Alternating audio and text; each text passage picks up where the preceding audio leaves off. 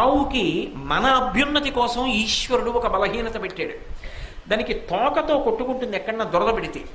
నిజంగా తోక తగిలితే కర్ర పెట్టి కొట్టినట్టు ఉంటుంది, అలా కొడుతుంది. ఇంకా వెనక్కి ఏదైనా వస్తే కొమ్ముతో గీరుకుంటుంది. కానీ కంటి కింద దురద పెట్టిందనుకోండి, చెవి పక్కన దురద పెట్టిందనుకోండి, గంగడోలు దురద పెట్టిందనుకోండి, దాన్ని గోక్కోవడానికి ఆధారం లేదు. కాబట్టి అది బాధపడుతుంది. గరుకు స్తంభం అని వేస్తారు. ఆ గరుకు స్తంభం వేస్తే అది ఏం చేస్తుందంటే కంటి కింద దురద పెడితే కంటిని ఇలా పెట్టి ఎంతవరకు గోక్కోవాలో అంతవరకే గోక్కుంటుంది. గంగడోలు దురద పెడితే గంగడోలు దానికేసి రుద్దుతుంది.